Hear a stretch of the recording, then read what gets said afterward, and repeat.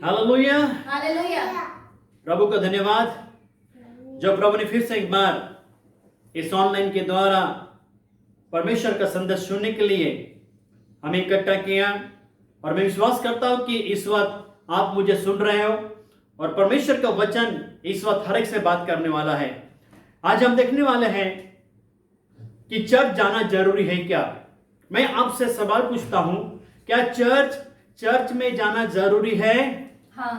क्या online church आपको करना है? नहीं। तो चर्च जाना जरूरी है?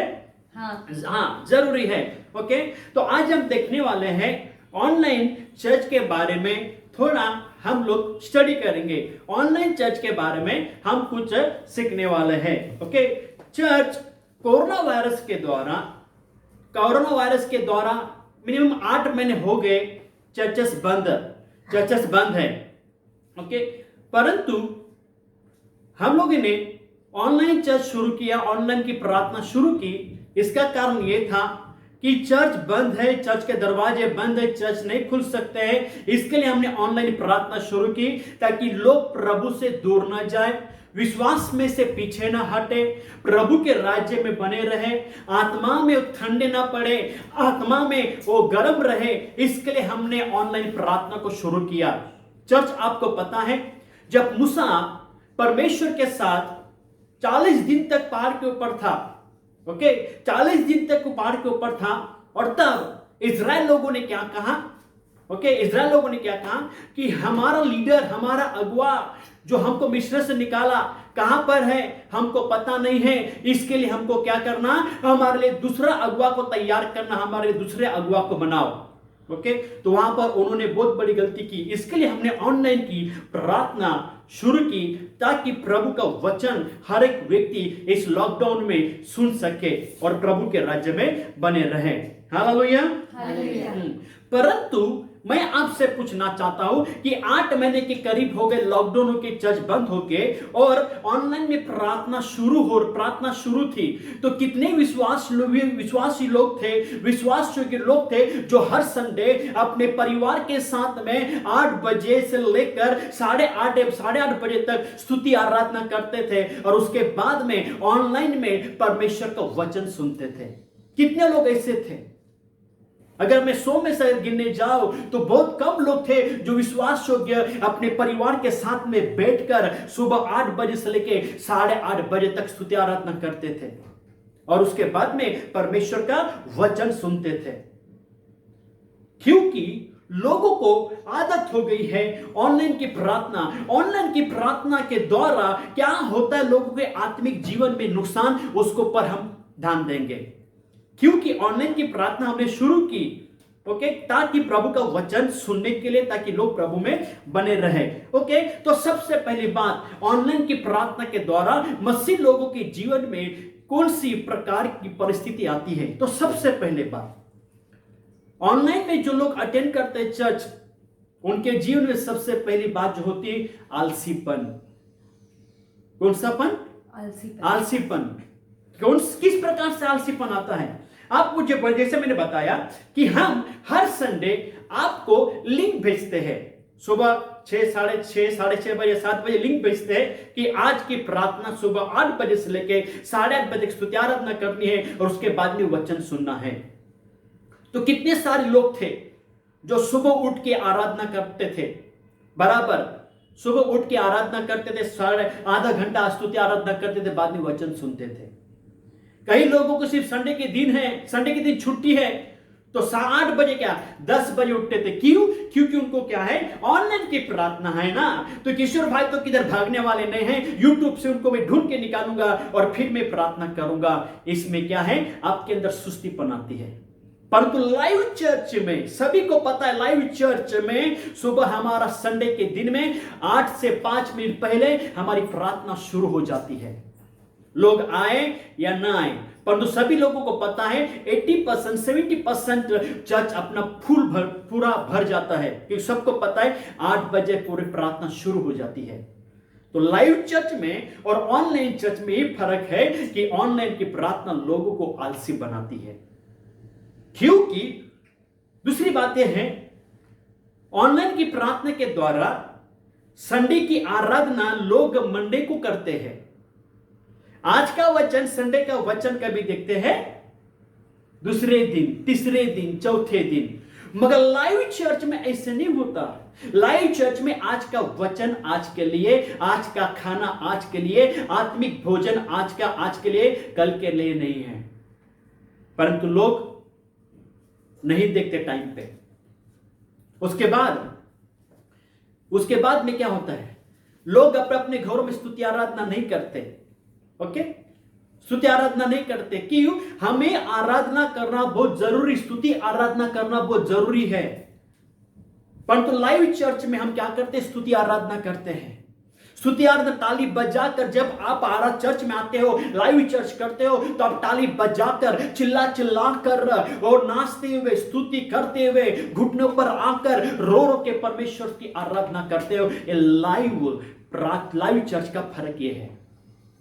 और सबसे बड़ी बात, ऑनलाइन चर्च में आप आराधना करते हो या नहीं करते पता नहीं घर में, परंतु लाइव चर्च में आप परमेश्वर की उपस्थिति को आप महसूस करते हैं। हालेलुया, परमेश्वर की उपस्थिति को आप महसूस करते हो। दूसरी बात, ऑनलाइन में सहभागिता नहीं होती।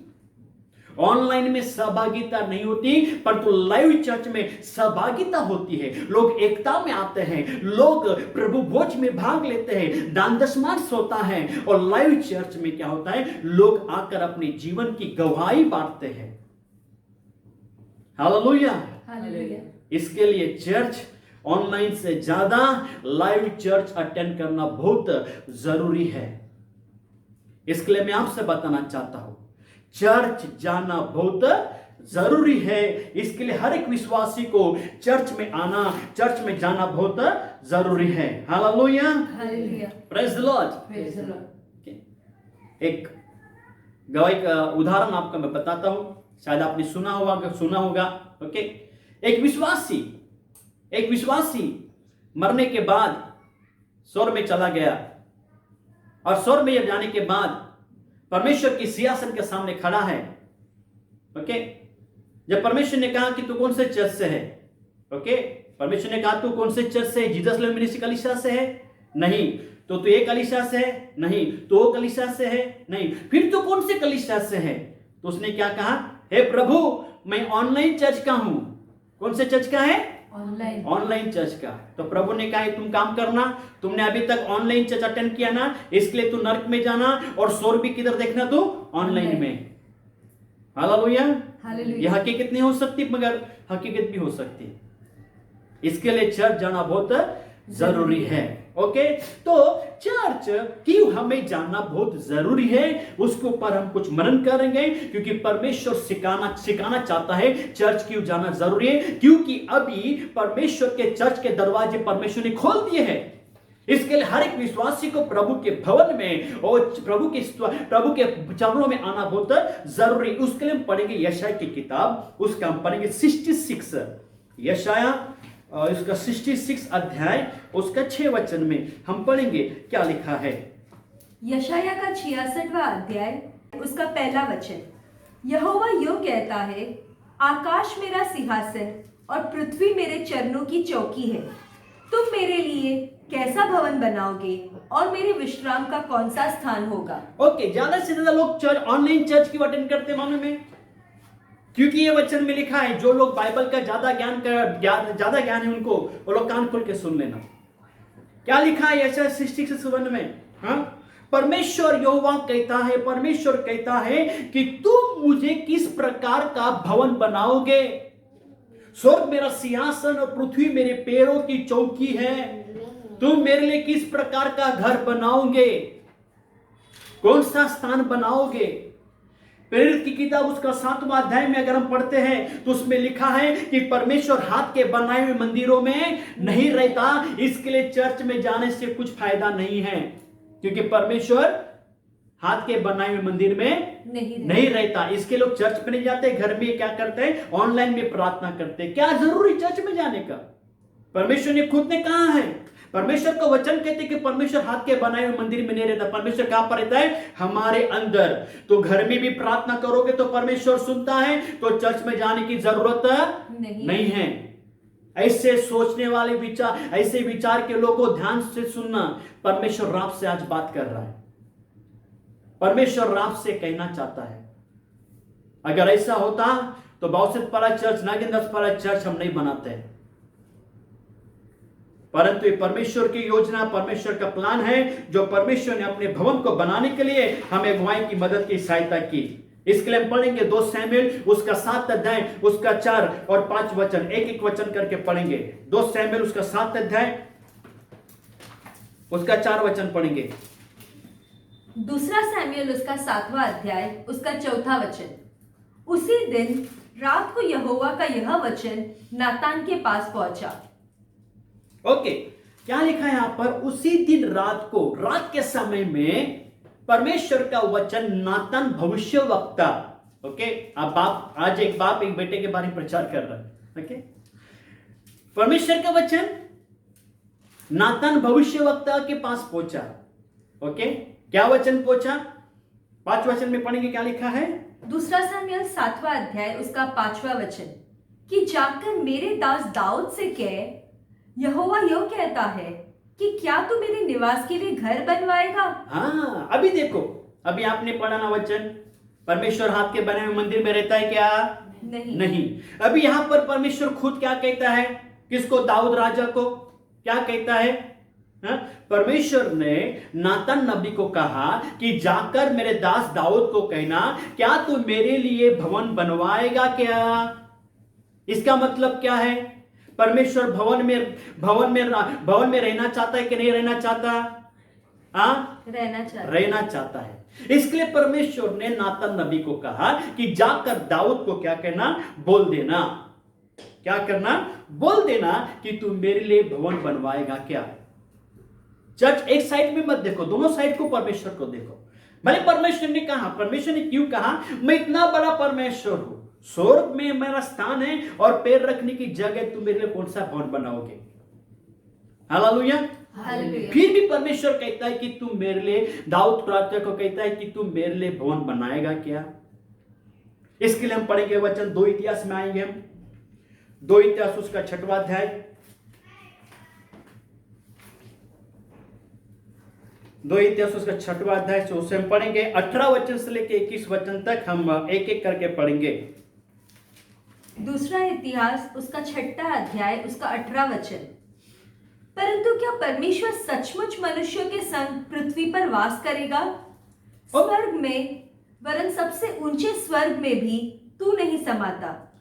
ओके, परमेश्वर ने नातान नबी के द्वारा दाऊद राजा को कहा भवन बनाने के लिए, परंतु उसमें अगर आगे हम पढ़ते हैं तो परमेश्वर ने दाऊद राजा को कहा कि तू जब तेरी आयु बढ़ेगी, जब तू बूढ़ा होगा और तू अपने पूर्वजों के साथ में जाके सो जाएगा, तू मर जाएगा, परंतु तेरा वंश मेरे लिए क्या करेगा?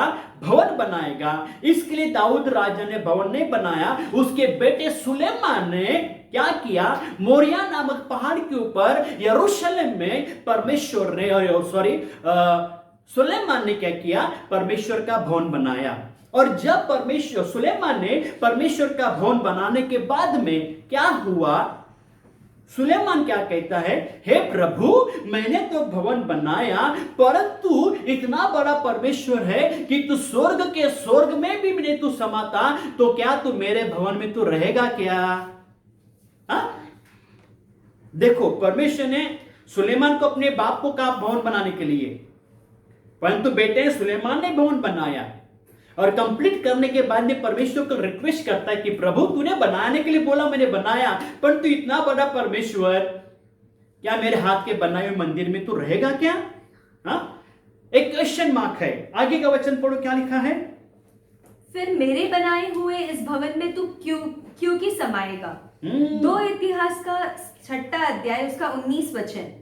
तो भी हे मेरे परमेश्वर यहोवा, अपने दास की प्रार्थना और गिड़गिड़ाहट की ओर ध्यान दे और मेरी पुकार और यह प्रार्थना सुन जो मैं तेरे सामने कर रहा हूं। ओके, अभी सुलेमान क्या कर रहा है? मंदिर बनाने के बाद में परमेश्वर के सामने क्या कर रहा है? प्रार्थना कर रहा है, निवेदन कर रहा है।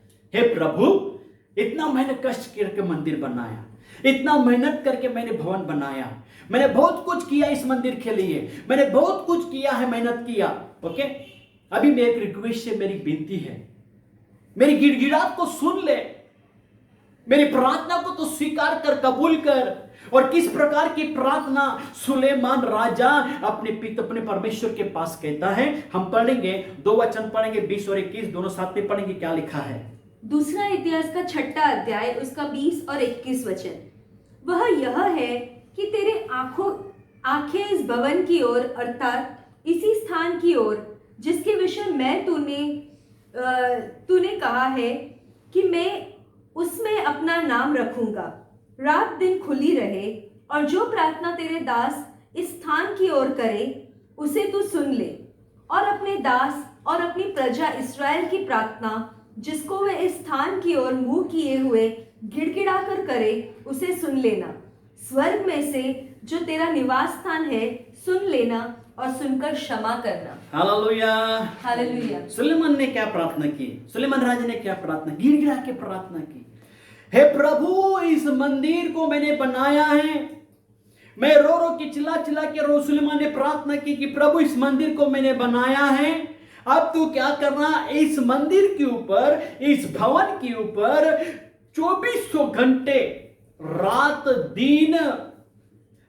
और दिन तू क्या करना, तेरी आंखें इस भवन के ऊपर क्या करे, बनी रहे, लगी रहे 2400 घंटे। आज लोग ज्वेलरी शॉप में, बड़े बड़े मॉल में चोरी नहीं होना चाहिए बोल के सीसीटीवी कैमरा लगाते हैं, हाँ? और सीसीटीवी कैमरा में चोरी होने के बाद में सीसीटीवी कैमरे में देखते कि कौन व्यक्ति आया चोरी करने के लिए। मगर चर्च, कान खोल के सुन लेना, प्रभु की कलीसिया के ऊपर सीसीटीवी कैमरा कहां से डायरेक्ट कनेक्शन है? स्वर्ग से। और दाऊद राज सुलेमान ने जब मंदिर बनाया तब परमेश्वर से प्रार्थना की, प्रभु इस मंदिर में रात दिन तेरी आंखें बनी रहे। ध्यान से सुनना, रात दिन तेरी आंखें क्या करे, बनी रहे।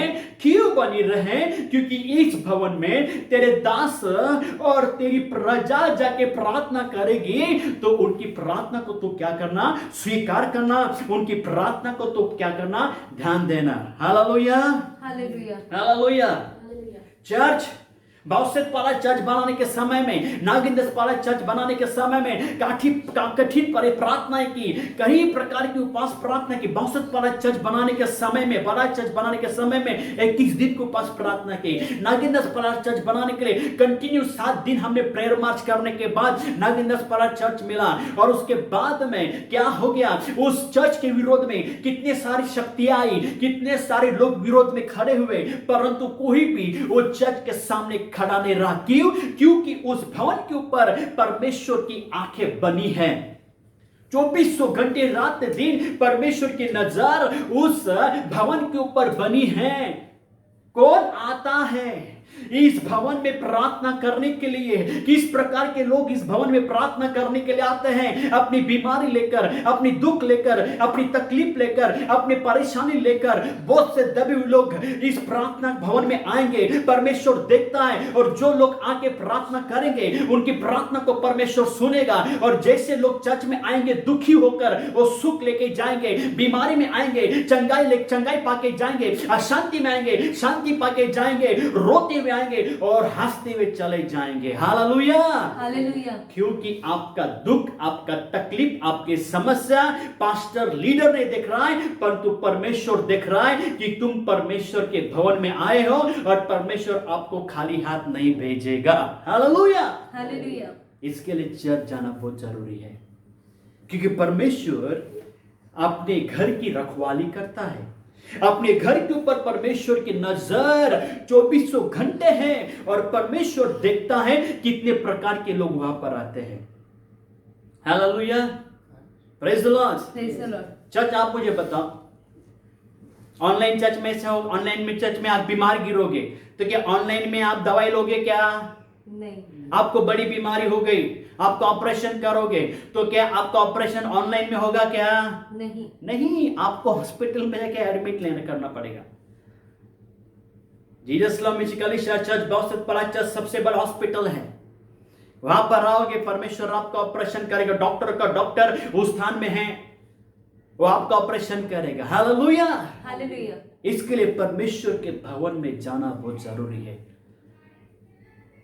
और परमेश्वर, सुलेमान राजा ने परमेश्वर के लिए भवन बनाया, और भवन बनाने के बाद में उसने क्या किया? प्रार्थना की, हे प्रभु मैंने भवन बनाने का काम किया, अभी तू, तेरा सामर्थ्य, तेरी उपस्थिति इस भवन के ऊपर क्या होनी चाहिए? बनी रहनी चाहिए। हालेलुया।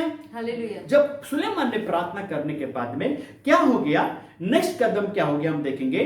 2 इतिहास उसका 7 अध्याय उसका हम 12 वचन पढ़ेंगे। दूसरा इतिहास उसका 7वां अध्याय उसका 12 वचन। तब यहोवा ने रात में उसको दर्शन देकर उससे कहा, मैंने तेरी प्रार्थना सुनी और इस स्थान को यज्ञ के भवन के लिए अपनाया है। Okay, hallelujah. हालेलुया। जब सुलेमान राजा ने प्रार्थना करने के बाद में रात के समय में क्या किया? यहां पर लिखा है, किधर कभी दिया है? यहोवा ने रात में उसको दर्शन दिया। मतलब जिस दिन उसने प्रार्थना की ना सुलेमान ने, उसी रात को परमेश्वर ने सुलेमान को क्या किया? दर्शन देकर कहा कि हे सुलेमान, जो भवन तूने मेरे लिए बनाया है उस भवन को मैंने क्या किया है? अपनाया, मैंने स्वीकार किया है। हालेलुया।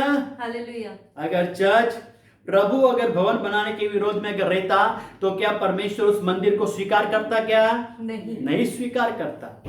मगर परमेश्वर ने स्वीकार किया, इसका मतलब परमेश्वर चर्च बनाने के विरोध में नहीं है। इसके लिए जो भवन बनाया बौसित पर नागिनदास पाड़ा, जहां पर हमने भवन बनाया है, और परमेश्वर की इच्छा के अनुसार, परमेश्वर की योग्यता के अनुसार और परमेश्वर के मर्जी के अनुसार बनाया। हालेलुया। हालेलुया। तो इसके लिए परमेश्वर के भवन में जाना जरूरी है। ओके, उसी अध्याय का 14 वचन पढ़ेंगे, क्या लिखा है?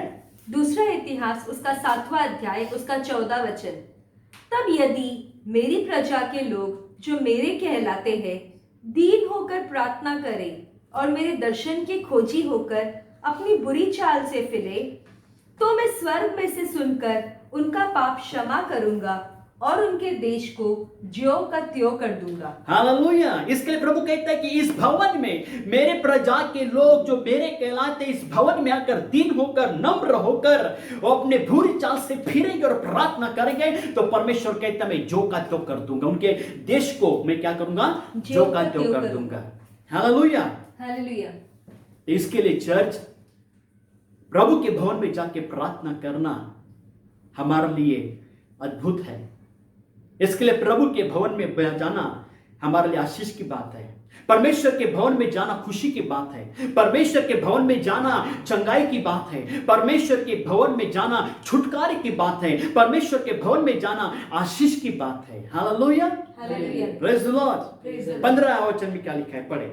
दूसरा इतिहास उसका 7वां अध्याय उसका 15 वचन।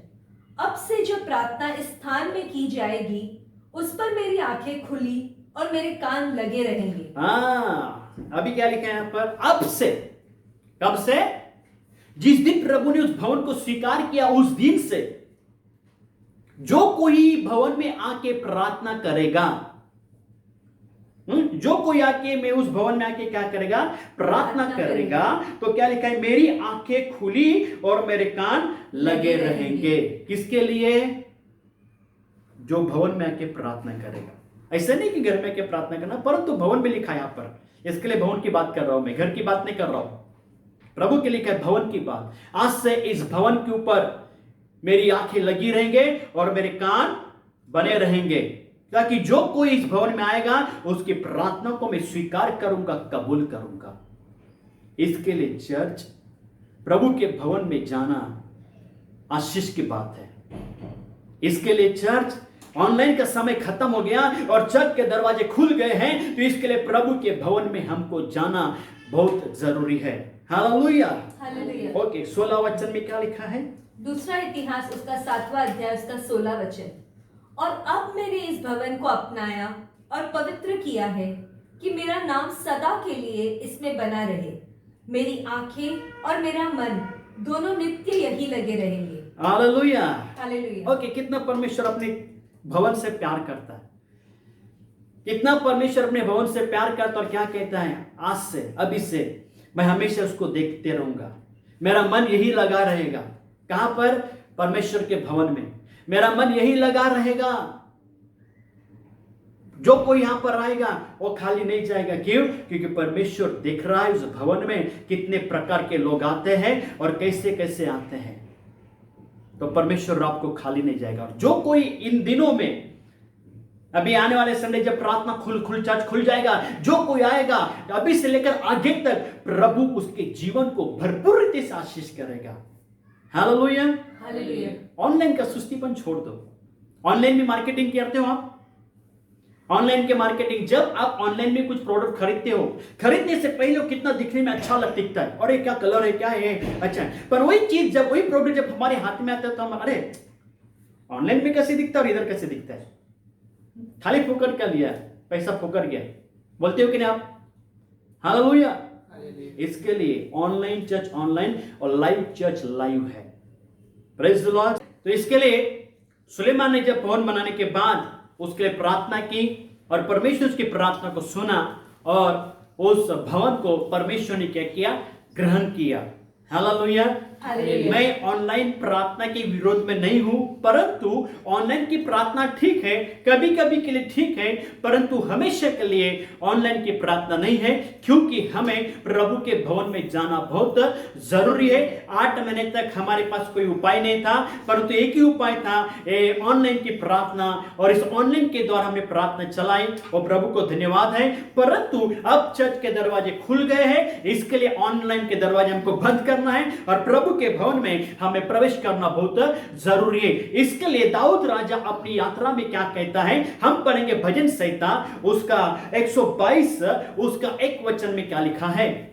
भजन संगीता 122 अध्याय उसका पहला वचन, जब लोगों ने मुझसे कहा कि हम यहोवा के भवन को चले, तब मैं आनंदित हुआ। ओके, जब किसी ने कहा कि चलो प्रभु के भवन में चले, प्रभु के घर में चले, तो दाऊद राजा क्या कहता है? मैं क्या हो गया? आनंदित हो गया। हम गाना गाते ना, जब किसी ने ये मुझसे कहा चलो प्रभु के घर को चले। हालेलुया। हालेलुया। इतने दिन तक आप आपके घर में बैठे थे, संडे के दिन, सोमवार से लेकर संडे तक, परंतु अब समय आया है प्रभु के भवन में जाने का। क्या चर्च आपको आनंद नहीं हो रहा है? आनंदित नहीं है? हाँ, आनंदित है। ओके, आपको अगर बोलेंगे ससुराल में जाना है तो आप क्या खुश होते हो? क्या नहीं। ससुराल में, पर आपको बोलेगा अरे आपके पिता के घर में जाने का है, तो आप कितना नाचते हो, खुश होते हो कि पिता के घर में जाएंगे। हालेलुया। इतने दिन तक हमारे पिता के दरवाजे बंद थे, अब पिता के घर के दरवाजे हमारे लिए खुल गए हैं। इसके लिए हमें आनंद के साथ खुशी खुशी नाचते हुए, ताली बजाते हुए प्रभु के भवन में हमें प्रवेश करना है। हम गाना गाते, क्या गाना गाते? उसके फाटकों में प्रवेश करूंगा, धन्यवाद के साथ उसके आंगन में क्या करेंगे? स्तुति करेंगे। हालेलुया। हालेलुया। तो चर्च हमें स्तुति करना है, प्रभु की आराधना करनी है, प्रभु की महिमा करनी है। इसके लिए प्रभु के भवन में जाना बहुत जरूरी है। ओके, तो इसके लिए हम प्रभु तैयार हो जाए और प्रभु को मिलने के लिए, हम प्रभु के भवन में जाने के लिए अपने आप को तैयार करना जरूरी है। हालेलुया। हालेलुया। इस क्षण के लिए हम प्रार्थना करेंगे। इस क्षण के लिए अपनी आंखें बंद करें, हम प्रार्थना करने जा रहे हैं। प्रभु यीशु, आपके सामर्थ्यशाली नाम से हम आपको धन्यवाद देते प्रभु जी, कि प्रभु जो 8 महीने के करीब प्रभु आपने हमें संभाला, इस ऑनलाइन के प्रभु जी प्रार्थना के द्वारा आपका संदेश प्रचार करने के लिए हम आपको धन्यवाद देते हैं। जो प्रभु हर जगह में इस ऑनलाइन के द्वारा प्रार्थना प्रभु जी पहुंची, लोगों ने प्रभु भाग लिया, लोग आशीषित हुए वचनों के द्वारा, मंगलवार की प्रार्थना के द्वारा, संडे के वचन के द्वारा लोगों के जीवन में अपने कार्य किया।